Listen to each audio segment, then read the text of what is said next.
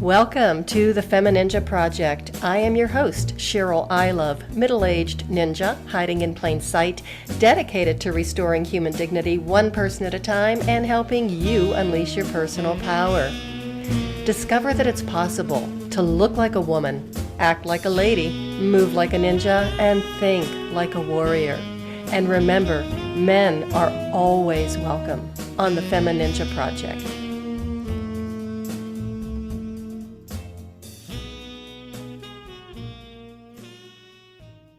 Hello and welcome back to another episode of the FemiNinja Project, and thank you so much for tuning in. I really appreciate it. We have an amazing guest today. His name is Packman Buttitta. He is a dog behavior and rehabilitation specialist, founder and owner of Packman to the Rescue, Canine Solutions and Coaching, where he focuses on training people, not dogs.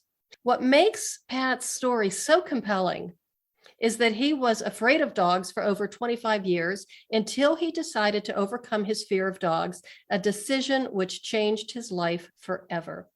Pat is also the author of the book, God Spelled Backwards, and I am happy to say I just put it in my cart from Amazon today, and Pat didn't even know that he was already up on Amazon. So that was a very nice, warm, tender moment at the very beginning of the pre-show conversation.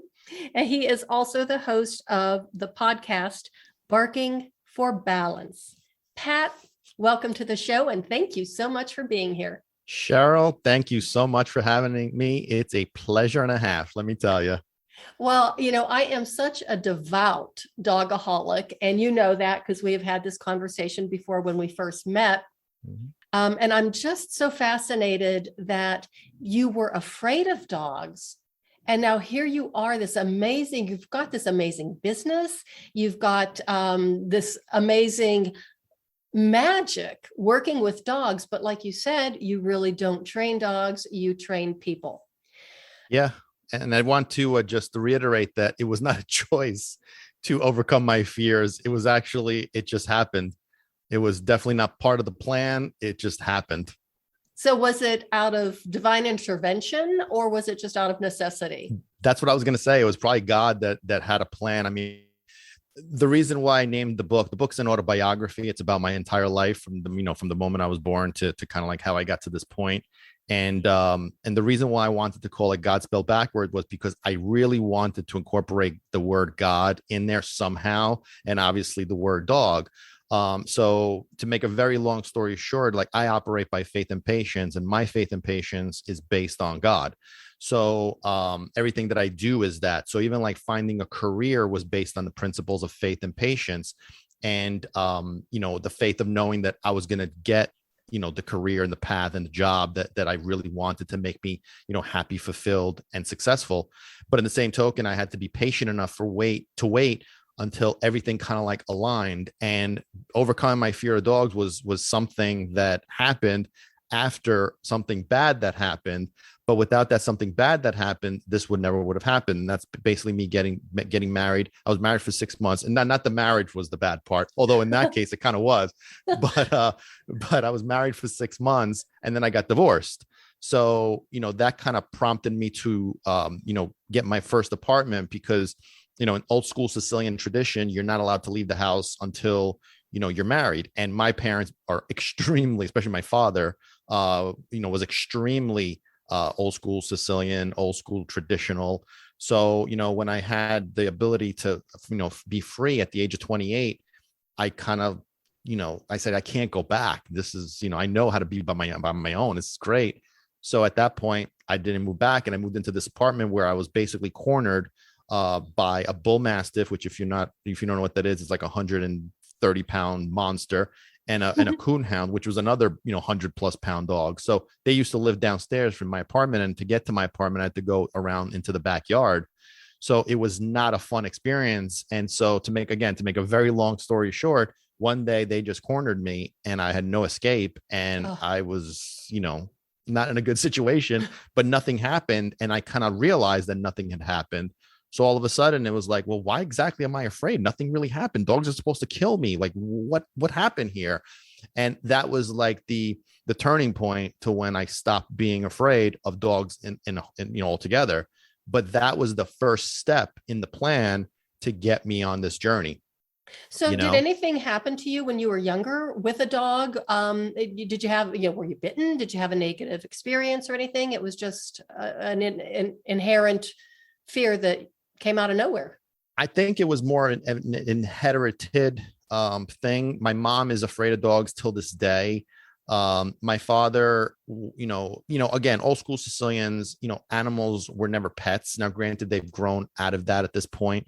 They see it, they understand what that's all about, but they never had any pets growing up. They never, saw that as being something that was normal. So my mom, again, being afraid, I think I just became that because of like what I was exposed to from her, especially, but also the lack of exposure overall to dogs in general. I'm pretty sure that's what it is. Cause I was never bitten before, never was attacked. I never really was around dogs to begin with, except for the fact that now, based on what I do, I have some scars and bite marks and stuff, but that is what it is. Yeah, I have, we could actually play trace the scars or, match the scars because I've been bitten quite a few times, Oh, even from our own family dog years ago when I was probably 10 years old. And this dog was nasty. I don't even know why we just loved him so much. He was a Pekingese mix and he just had an attitude and he bit every single person in the family, except for my father, who even the dog knew my father would have killed him if he did. wow. Yeah. And he didn't live You long needed me either. back then, I guess, huh? We desperately needed you. But anyway, and then of course I did rescue for years. When I finished graduate school, my husband and I ran the Colorado Italian Greyhound Rescue for 7 years. And of course, you don't think of Italian Greyhounds as being mean dogs, but a lot of them were fear biters and I got nailed a few times. Oh my God. So back to you and working with the dog. So now that we're going back in time, you're working on You're no longer afraid of dogs. What happened next from, okay, you don't have this fear anymore. What happened next? So my fear was overall was no longer there based on like, again, what had happened, but because of, like what you hear in the news and the media and whatever, I was still totally and completely against Rottweilers and pit bulls. Again, no experience, no exposure, no education, no knowledge, no nothing. Just list, what stupid people say, what's portrayed in the media. So I kind of bought into that. And so pit bulls and Rottweilers were the devil. During this time, I was also a financial advisor. I was a financial advisor for 16 years. And it was really everything that I knew. My major was in finance. I interned before I started working full time at all the major brokerage firms at the time. And so, being a financial advisor, being in finance was really my whole life for 16 years. But at some point, it just lost its appeal. The fact that money was the driving force, and it just lost its interest. That was my goal. It was all about money. The goal was money. You're working for money, and so my dream since a child was never to be that. My dream as a child was always to be like a hero, like a superhero, to basically provide value to others in a way that they feel better about themselves. So during this time, I'm trying to find a path of, something to do with my life. And, it was failure after failure after failure. At one point I became a car salesman. At one point I was going to open up a food truck about rice balls and stuffed burgers. Another time I wanted to be a life coach. Another time I was going to, get a magazine about dating and sell ads and, all these far-fetched plans that happened. But obviously none of them ever took place. I'm like, I guess I'm just stuck doing this, forever. But all of a sudden, during that time when I was, I was just sitting on the couch, because a lot of people will ask me like, well, during this time when you discovered your path, it must have been like an amazing way. And I'm like, nah, it wasn't amazing at all. I was just sitting on my recliner watching TV, feeling miserable. And I stumbled onto a TV show called The Dog Whisperer with Cesar Millan. And the only reason why I'd stopped to watch the show was because there was a particular dog that caught my attention. It caught my eye. And I wasn't a dog lover at all. I had a dog at that point. It was a Shih Tzu poodle, little Shih Tzu poodle named Peanut. And so, I had a dog, but it wasn't like I could say like I was a dog lover or an animal lover in general. but this dog just caught my attention. It was like a bluish red coat. It just, I don't know, something about him just caught my eye. So I started watching the show just because I wanted to get glimpses of this dog. And the more I watched the dog, the more I wanted to see glimpses of the dog, the more I started watching all other episodes of the show as well. During this time, I'm watching the show. I'm also starting to listen to what's going on during the show. And so I'm learning that the dog that I was infatuated with just so happened to be a pit bull. So I'm watching this show, the guy on the show, Cesar Millan, was actually explaining and teaching me the reality of pit bulls and Rottweilers. And so I was not only learning about that, but I was learning about like dogs in general. And so I'm like, let me just try some of this crap out. See if, if this guy's just a TV show, whatever. And my dog Peanut was almost perfect to begin with, but there was some areas that I could improve on. So I practiced some of the things that I was learning. I'm like, damn, this guy really knows what he's talking about. So I'm continuing to watch the show purely for entertainment purposes. But for some reason, we go back to God. He was putting this stuff into my mind and putting this stuff into my soul. And so all of a sudden, I just had a brilliant idea. I want to make Peanut a therapy dog. And this was based on one of the shows that I had seen, the Dog Whisperer episodes. So, and again, Peanut was perfect. So, whatever. And it kind of like was a blessing because I was going to like churches, nursing homes, hospitals, schools, and Peanut was just perfect. Like he would just put smiles on people's faces. And when we walk into like the nursing homes, especially, that was my favorite because we would go into like the areas where there were like the residential area, and the people that like didn't have any like memory issues or mental issues, they were just like, oh yeah, it's that dog again, whatever. But I loved going to like the area where like the Alzheimer patients were, because every single time we would walk in, it was like brand new, even though they already had seen him like 85 times. They were like, oh my God, he's a dog. Oh my God, he's so cute. So again, while this is going on, I'm also coming to the realization that pit bulls and Rottweilers are not that bad. I mean, this guy is clearly making me understand why I was against them. And then I decided to do the impossible, because at one point I was saying a pit bull and a Rottweiler would never enter my house ever. And then I made the decision, I'm going to adopt a pit bull, a bad one, and I'm going to rehabilitate him based on what I had learned. Well, that was a journey to find the perfect dog, which again, I put this all on God's hands, because he kind of like took dogs that I wanted away and he made it a very frustrating experience. But at the end of the day, I had to get and land on the dog that needed me just as much as I needed him, and that's when I met Socks.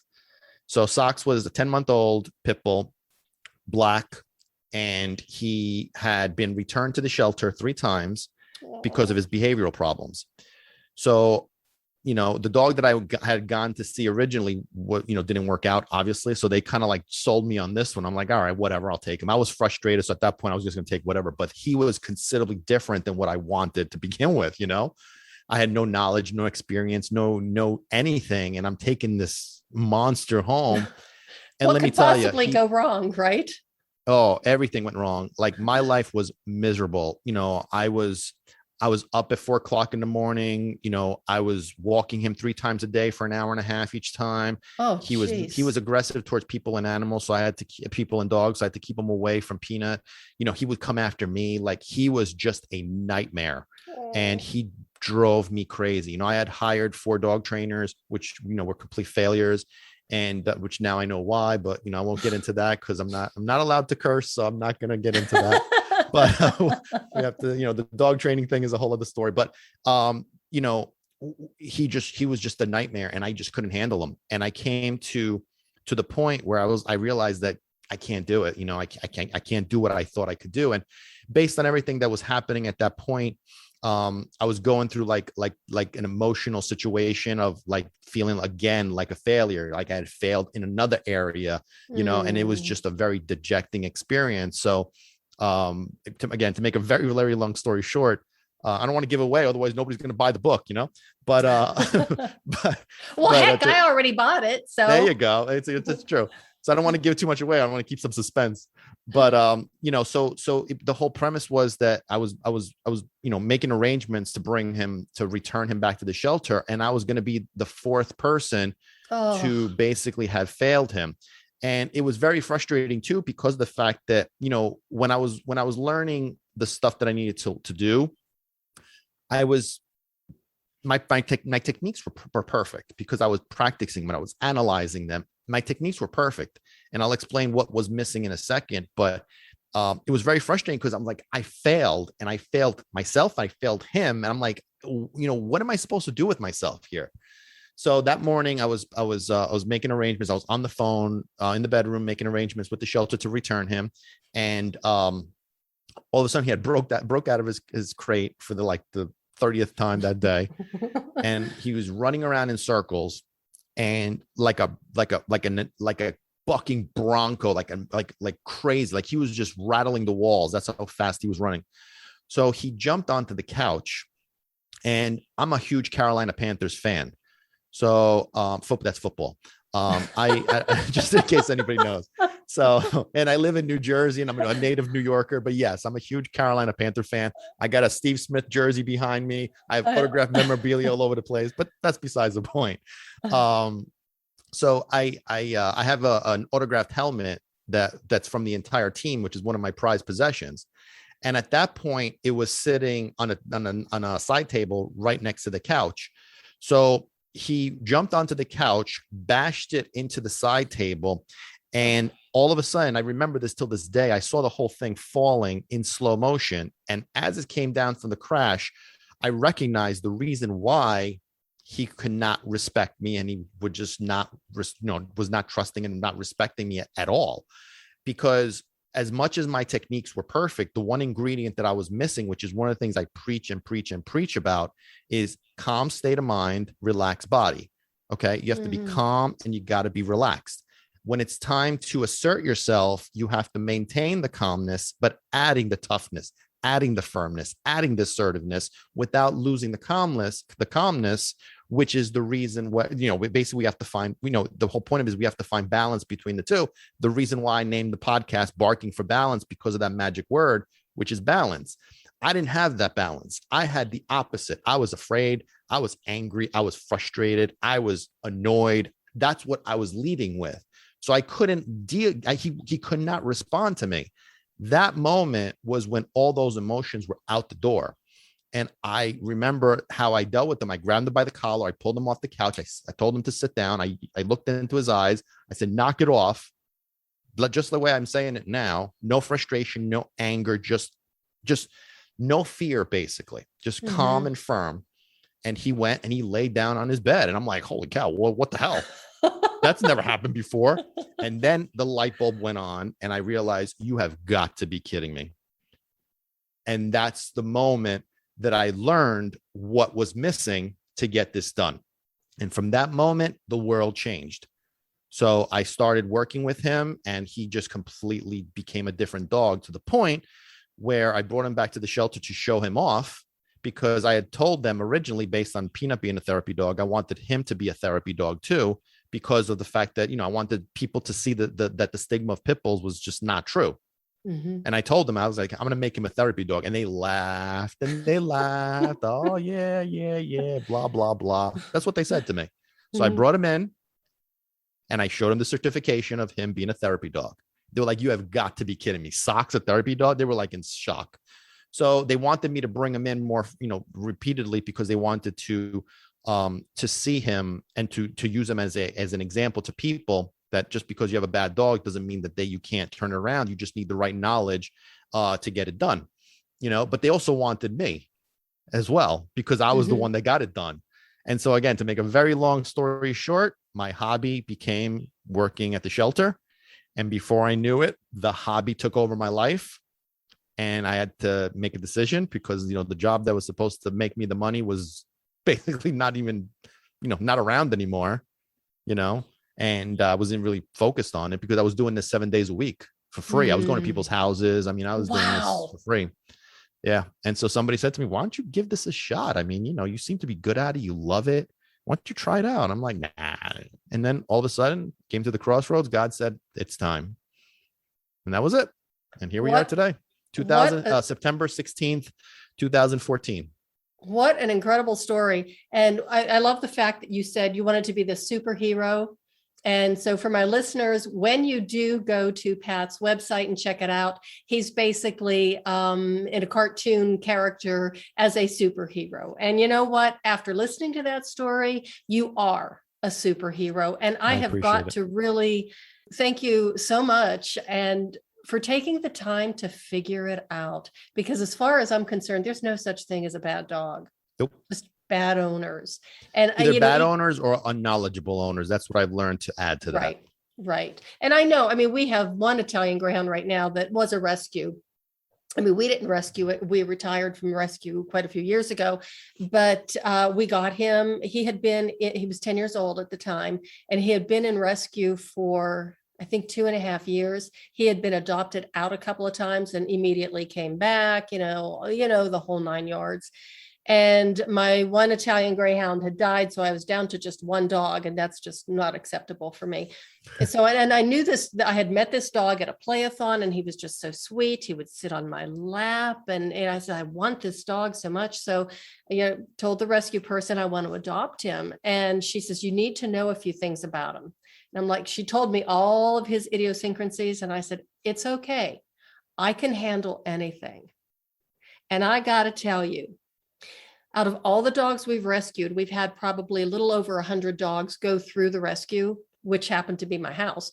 And this dog that we adopted 4 years ago is definitely not the worst dog we ever had, but he's up there among the top two. Okay.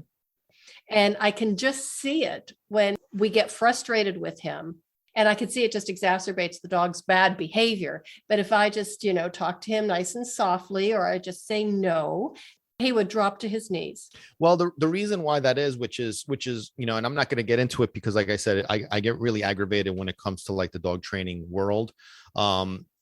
Dog training is a man-made system that treats a dog pretty much like a computer, where you're supposed to press a button by saying a command or saying a word, and that's automatically going to change their mindset.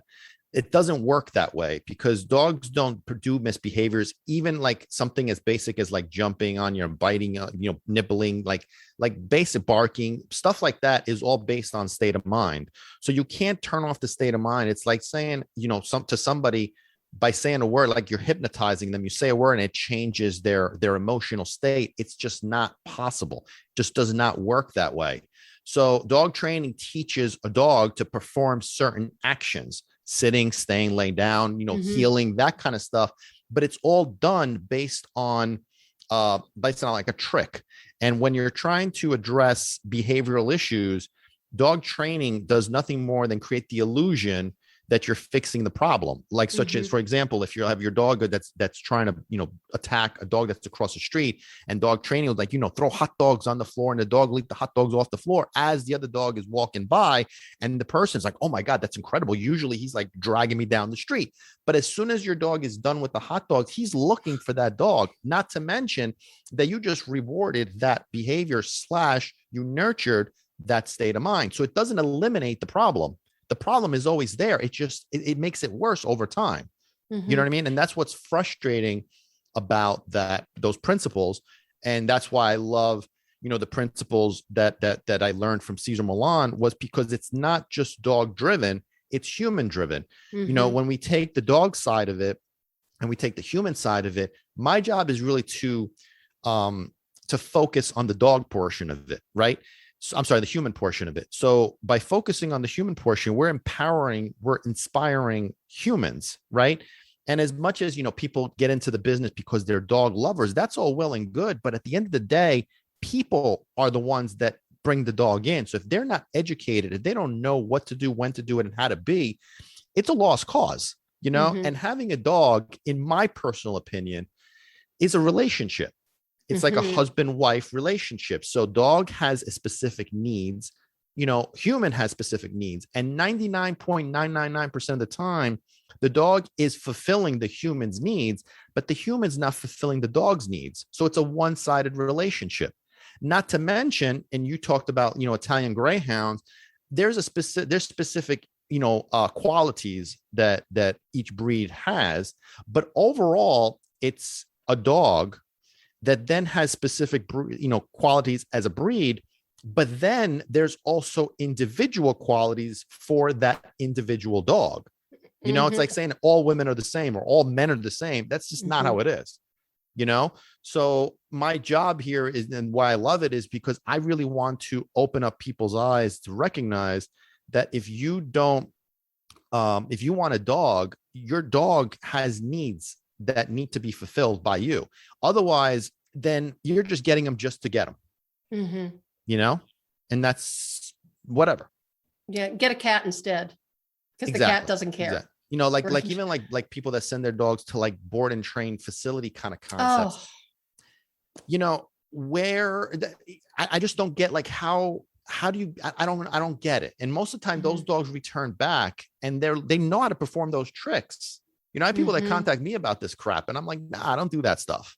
I'm teaching you. If you want me to train your dog, no, I got my own dogs. That's really so interesting that you should say that, because the dog that I was explaining, the one, he's upstairs asleep right now, Kozak, they had so many problems with him. I don't know if it What's was his name? Prozac?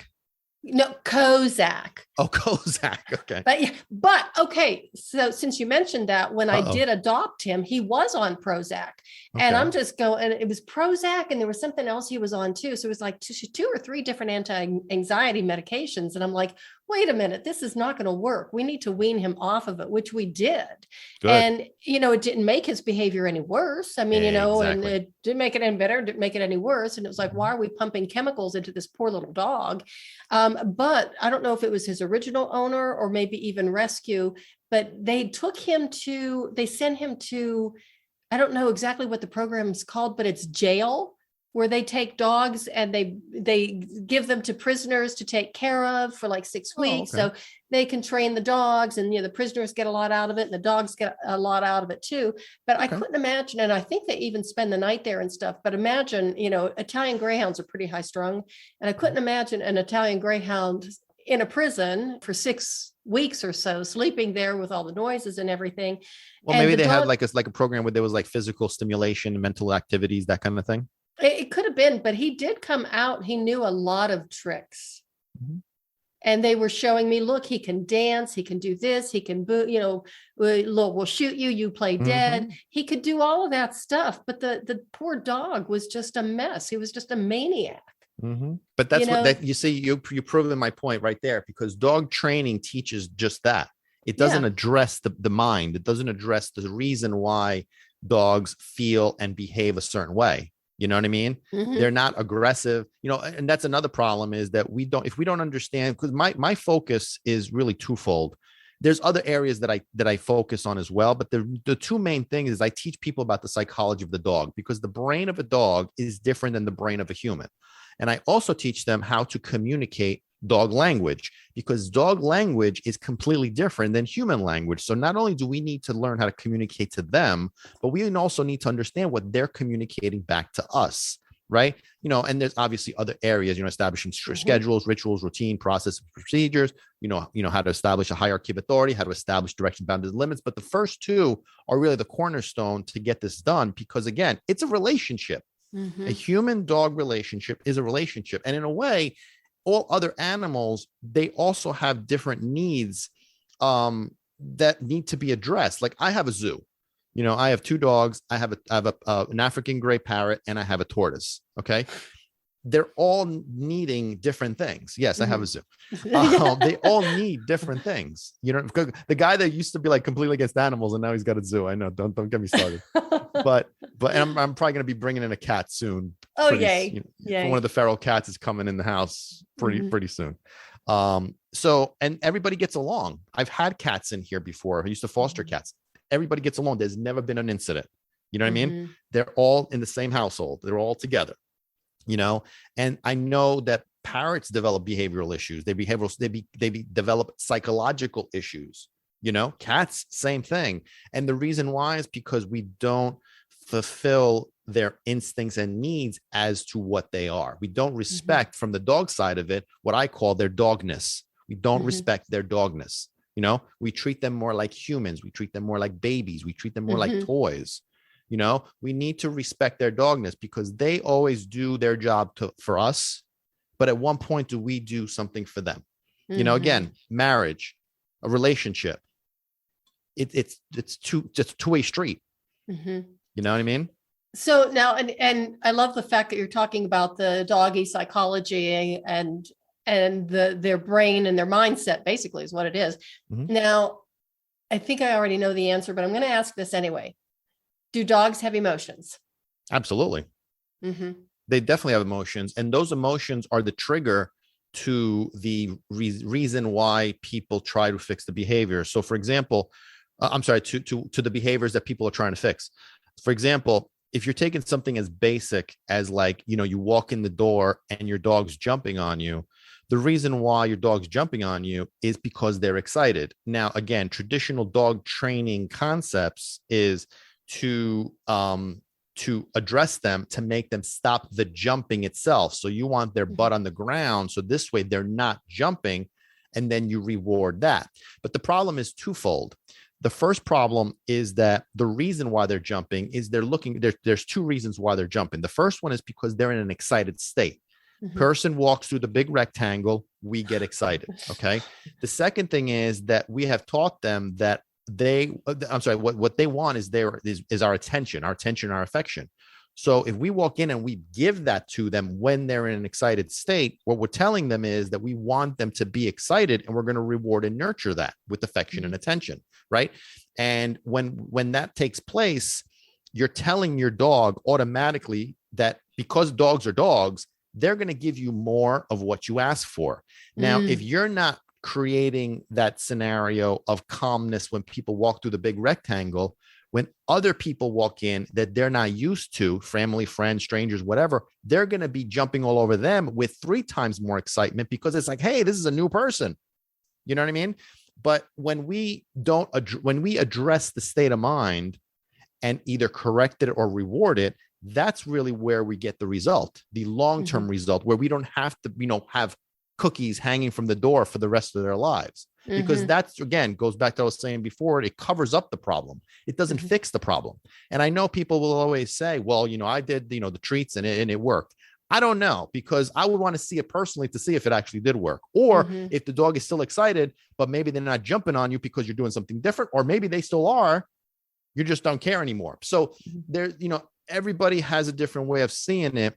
But the truth of the matter is that the state of mind is really the problem, right? And the state of mind is really always based on what emotion are they feeling.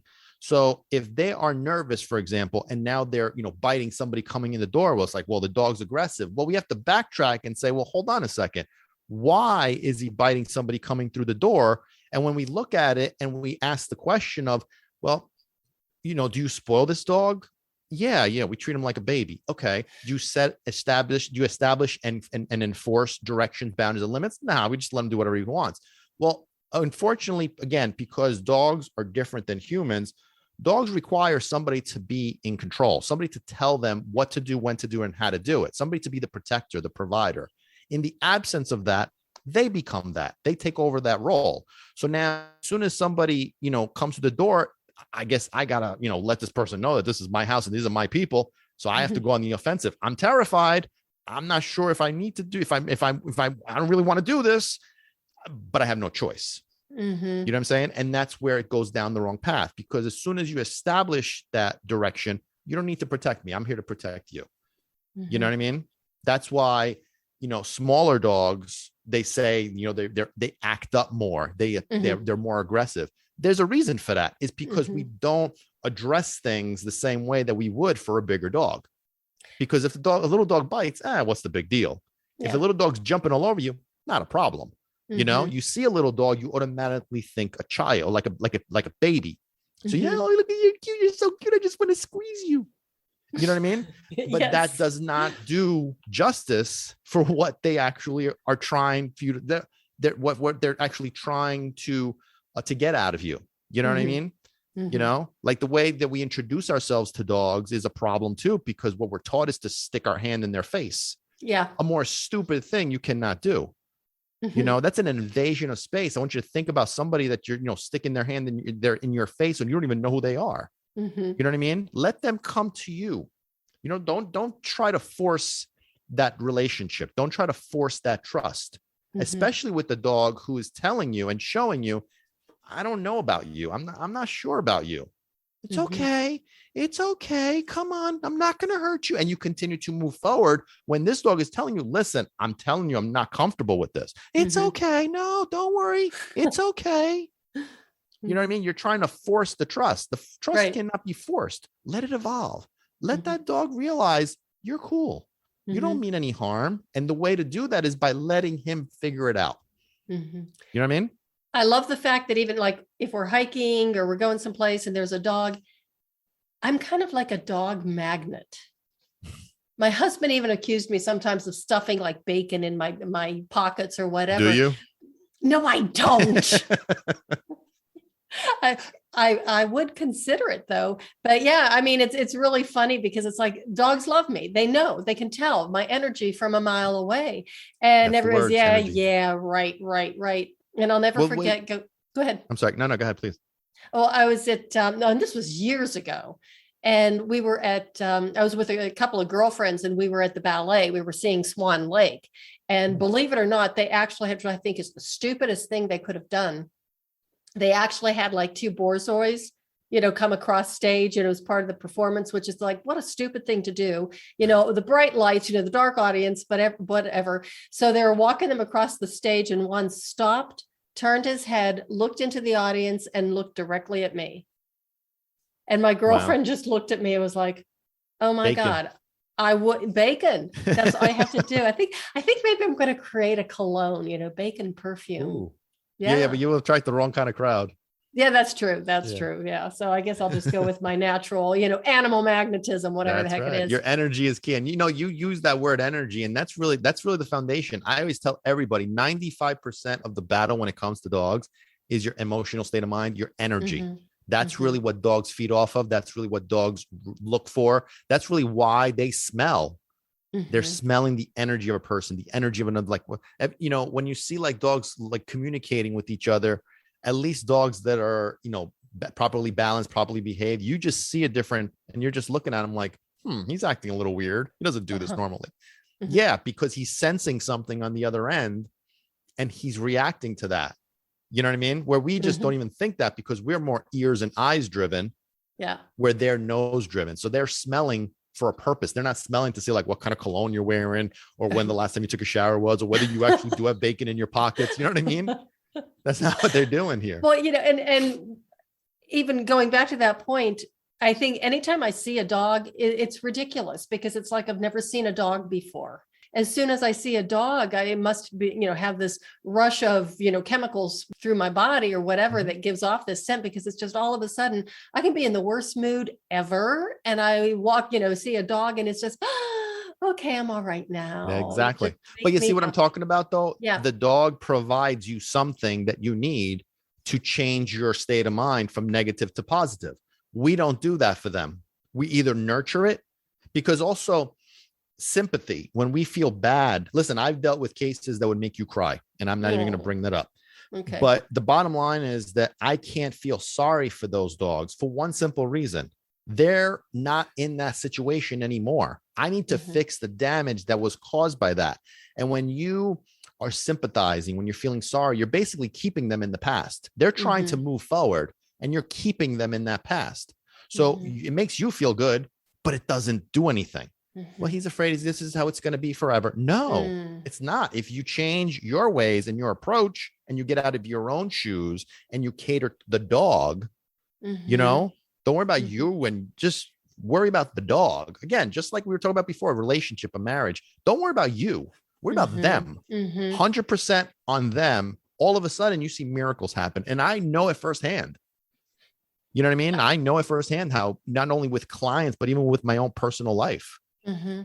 Which is the reason, like I said before, the reason why I love the system that we focus on is because there's not a lot of, and you know this, obviously, there's not a lot of empowerment for people. We need to Right. inspire people. We need to support people. We need to, make people believe that they could accomplish something when they don't believe they can. And I am living proof of that, not just from the business perspective, from the dog perspective, but overall. I mean, when I started doing this, it was a terrifying situation simply because how am I going to pull this off? I Mhm. have no experience. I was 40 years old at the point.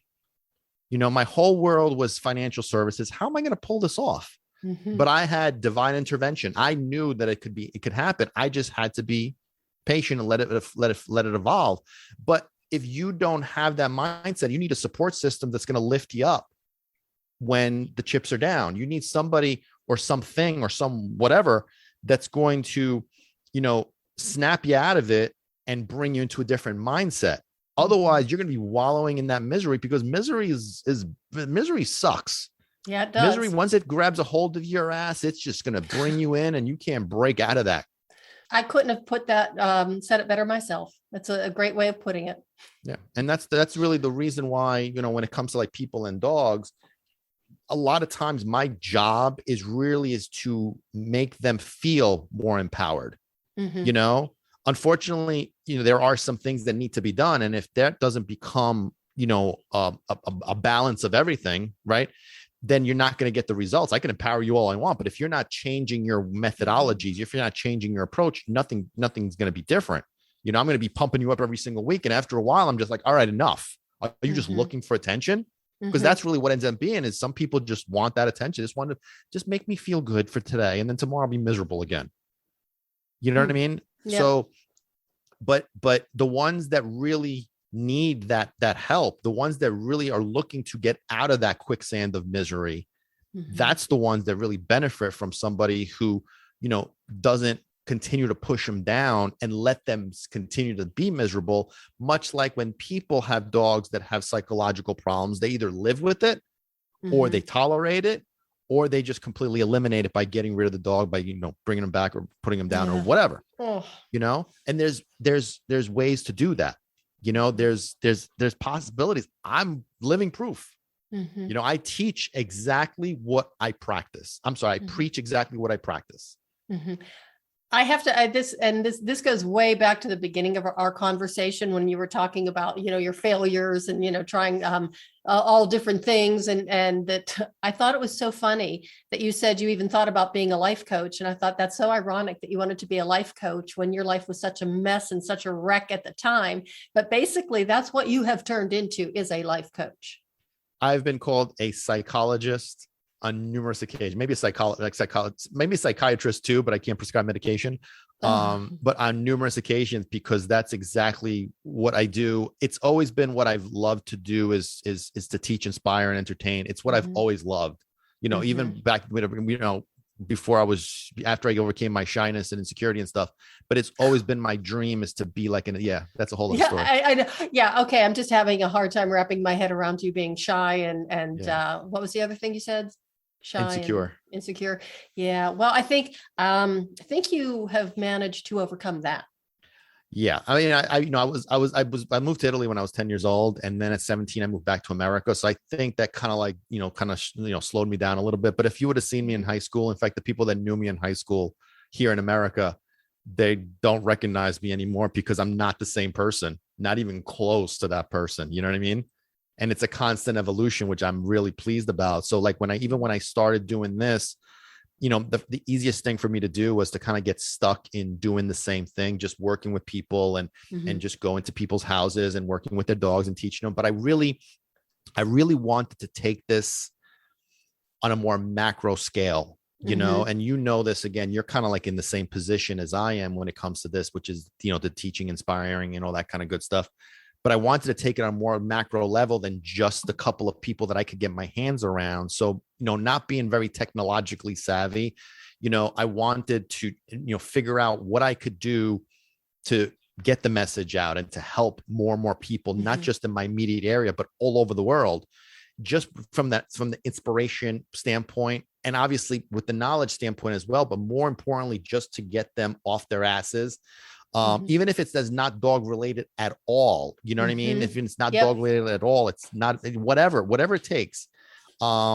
so when I was thinking about it, obviously I was doing all these different things and none of them were working. And then finally I stumbled onto the idea, I'm going to do this podcast.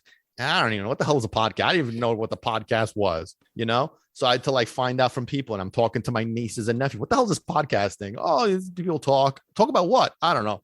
So, I tell like my family, like I tell my mom's old school Sicilian, and she's like, what do you do? I'm like, I talk by yourself. What are you, crazy? What do you talk to yourself? I said, Ford, what's wrong with you? So, but I put the message out there in the hope that it reaches people. The book was also like a major project because, I wanted to, again, teach, inspire, entertain, not just from the dog perspective, but it was really, and this was a project I've been working on since 2016. So it's been a while, but I really wanted it to be perfect by my specifications because I wanted to showcase my story for people that are in that same position, whether it's bad marriages, bad jobs, bad relationships, bad whatever, bad health, bad financial situations. I've been through it all. And, the concept of faith and patience is really what brought me out of those things and continues to bring me and carry me forward, is simply for that purpose of faith. And you can listen, you got to have faith in God, you got to have faith in the universe, faith in yourself, faith in sneakers and cheeseburgers, bacon, whatever, faith in something, to kind of keep you in the right track. That's the reason why I really wanted to write this book. And that's the reason, like I said, I wanted to make sure that it had God in there. And believe it or not, this is just an interesting story, really quick story. The reason the title actually came almost literally right before I started publishing it, because originally the title was Gotta Have Faith and Patience. Then it became just Faith and Patience, but I just really wasn't feeling it. And then the last paragraph of the book is of the ending of the story is, when I say that I guess I should have known that God's plan for me was always to be revolving around dogs, because after all, God spelled backwards is dog. And I'm like, that's the title. That's the title. So, and also like when I added during the pandemic, which was something I've been wanting to do, but the pandemic, again, the way things work and the timing of it is just special sometimes. The pandemic really kicked me in the ass to make me go forward with a virtual program. Right. And because of my philosophy and my approach, our virtual program is actually more effective than in-person sessions, because it takes, first of all, when you bring a new person to the household, it disrupts the dynamic of the household. Like when you bring your car to the mechanic and it's making a noise, and once you get there, it doesn't make the noise anymore. Right. Also, when I walk into your house, your dog starts to look to me for that guidance and direction and leadership. I need him to look to the family for that leadership.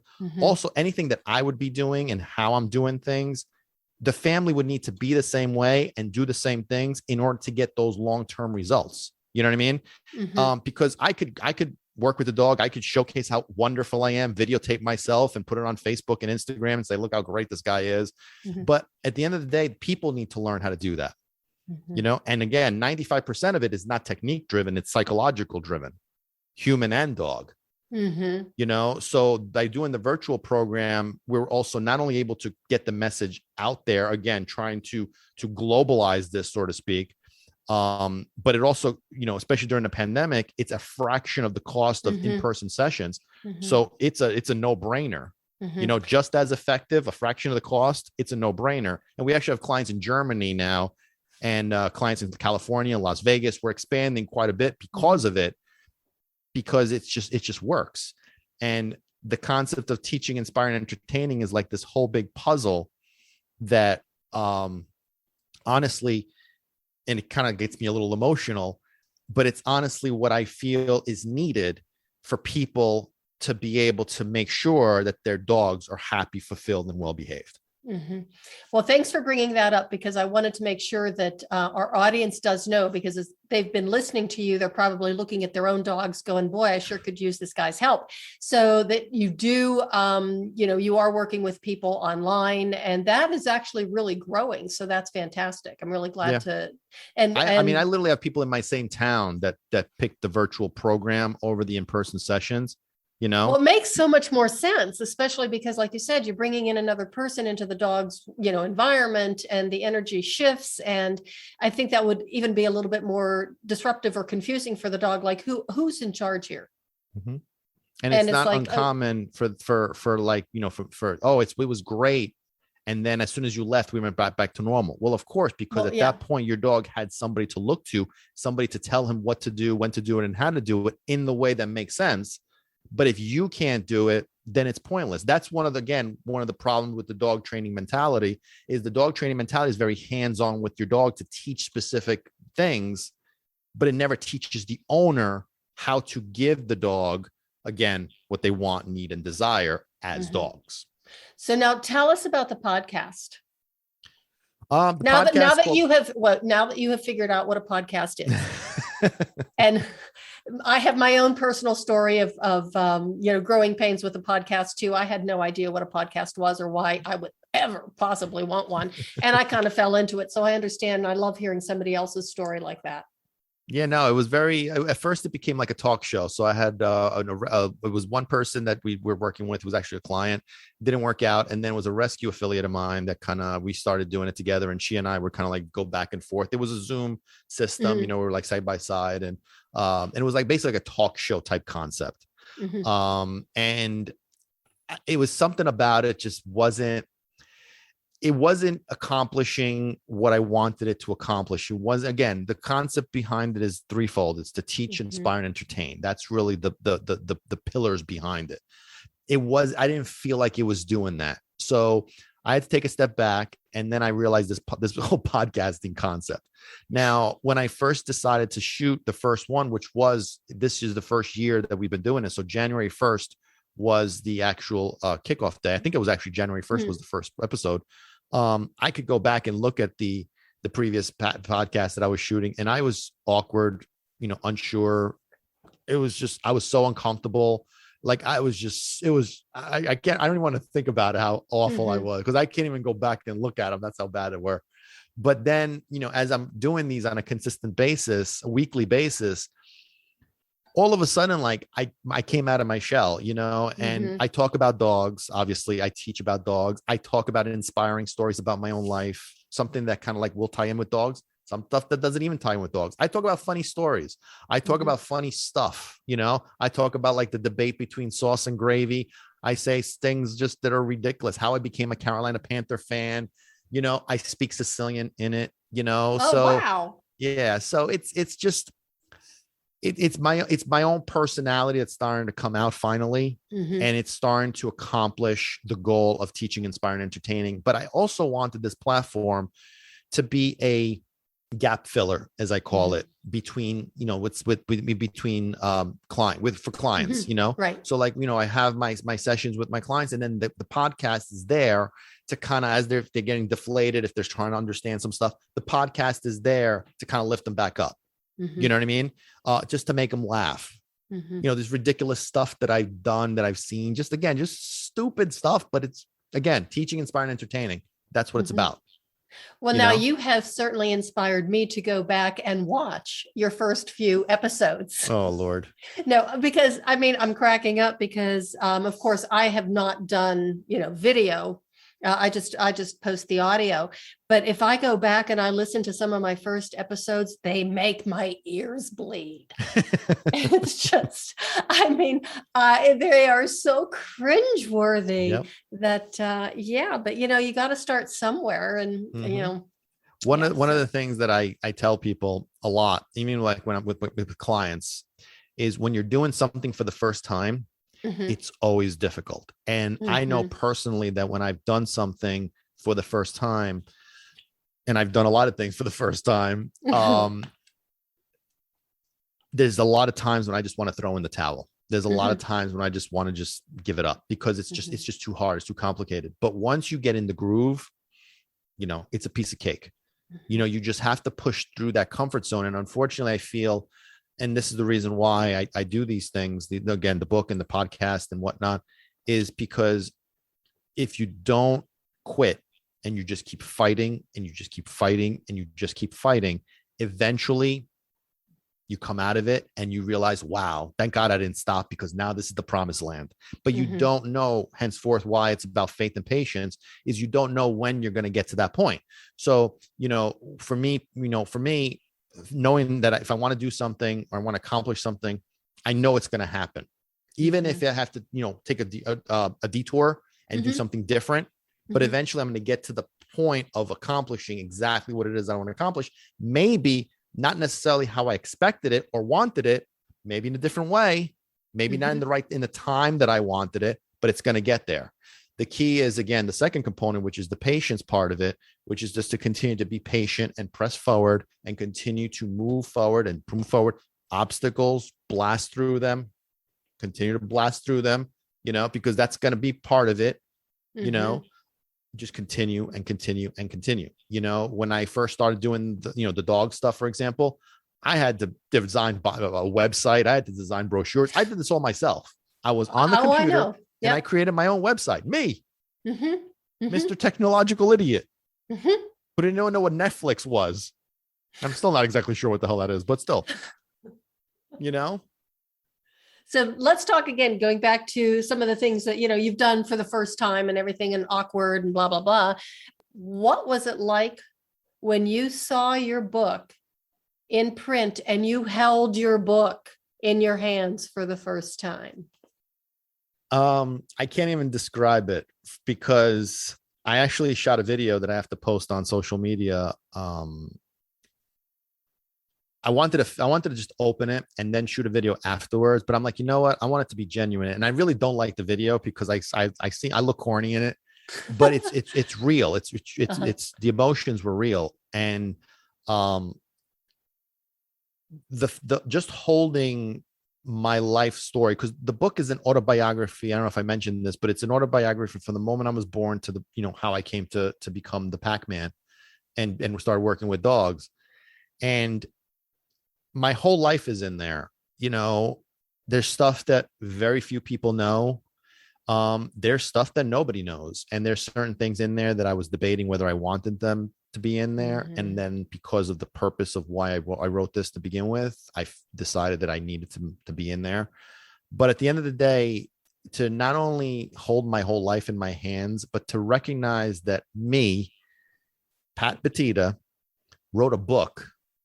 And not just wrote a book, but was able to publish it, design the cover, design the about the author, write the about the author stuff, just doing everything, writing the preface.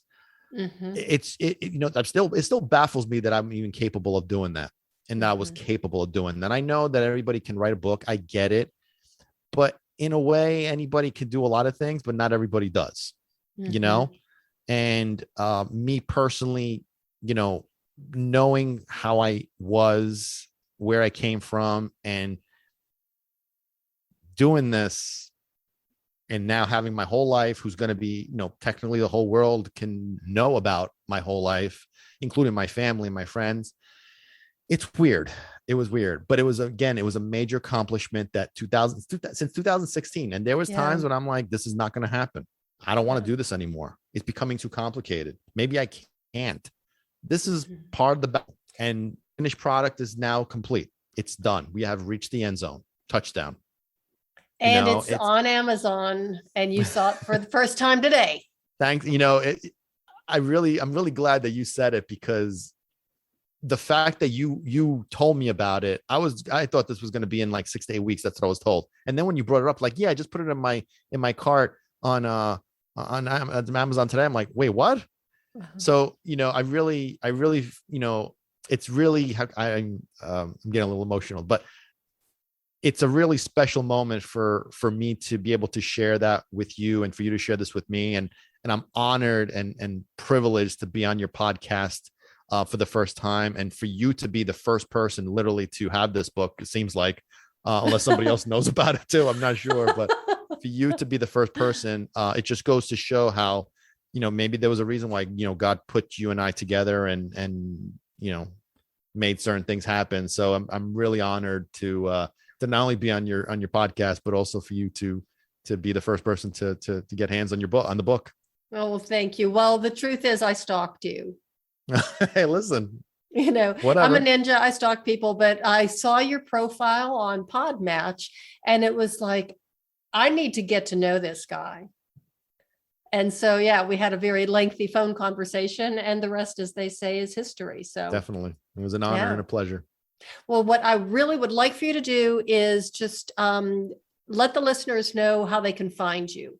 Give your podcast, your social media, definitely YouTube, all of that. So if you could share some of your links with us, that'd be great. Absolutely. So first of all, the company name is Packman to the Rescue. It's Packman to the Rescue, not the number two, just TO and then the Rescue. So Packman to the Rescue. That's also the website. And you could find a Packman to the Rescue on Facebook, Packman to the Rescue on Instagram, Packman to the Rescue on Twitter. The website again is Packman to the Rescue, and then the podcast is Barking for Balance, and that is on YouTube. Which again, the YouTube channel is also Packman to the Rescue as well. And then, like I said, the podcast is Barking for Balance, and that could either be seen if you want to see my beautiful face along with hearing. You could listen and watch it on YouTube, or you could just listen to it on Spotify, Amazon, Google Podcast, and Apple Podcast. Did I get those four right? Apple Podcast, Google, Yep. Amazon, and Spotify. Right, that's the four. See, I'm still learning about this stuff now. And then the book, God Spelled Backwards, is apparently it's on Amazon now. It's on barnesandnobles.com. I'm not even sure where else it's going to be. It's also on lulu.com as well. But obviously it's on Amazon and Barnes and Noble. So that's the important thing. And make sure you read that book. I want to, I would love to hear some input on not just the podcast episodes, but some of the YouTube videos where I'm acting really corny and weird. And of course the book. I really want to hear some opinions on what you guys think about the autobiography of the Packman. So, and also my name, Pat the Packman, Packman, and the last name is Buttitta, which of course is not a great name to grow up with Pat Yeah, as a first bet. name and Buttitta as a last name. But you guys write that down and play around with those words as you see fit. And if I can add for my listeners, for those of you who are going to be buying Pat's book and reading it, and I know you are, make sure that you also leave a review on Amazon, because that really, really helps authors out. If you can leave a review, honest review, it means an awful lot to an author, and then you're going to get a lot more eyeballs and a lot more people getting the book. Same thing with the podcast too, is listen to his podcast and write him a review for the podcast. That really does help a lot too.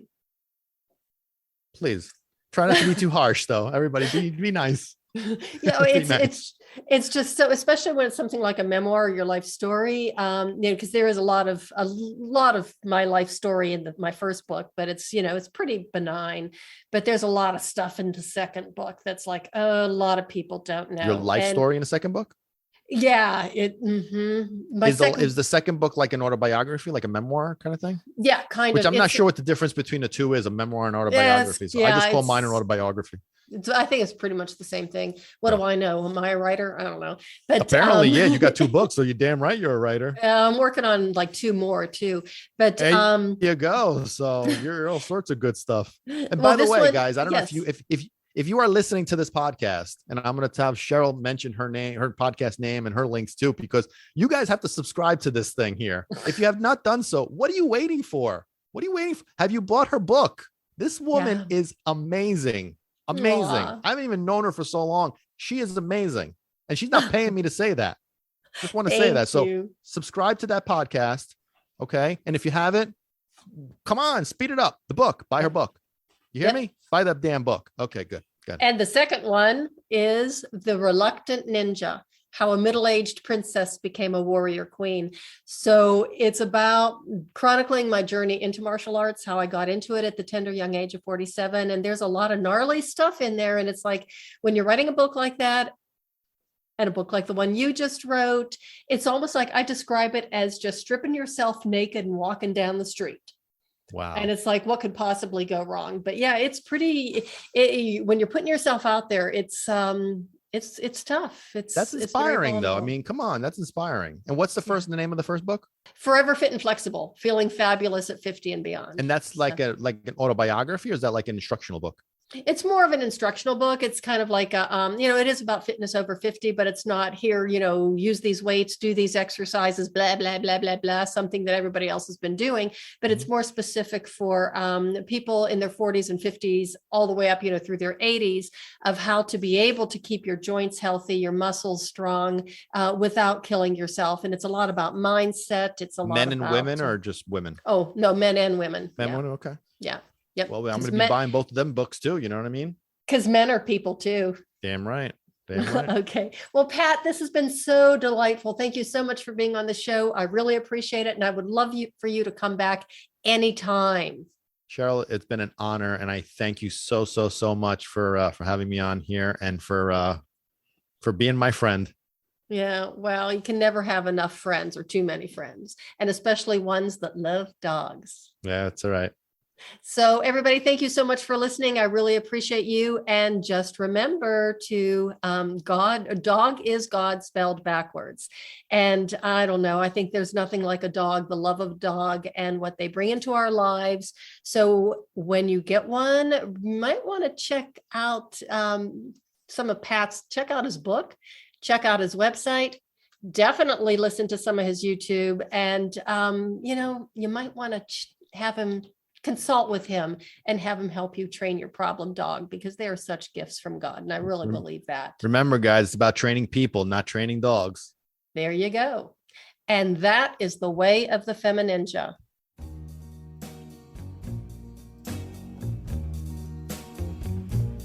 And that's a wrap on another episode of the FemiNinja Project. Thank you so much for listening. And remember, be safe, be strong, and until next time, bye now.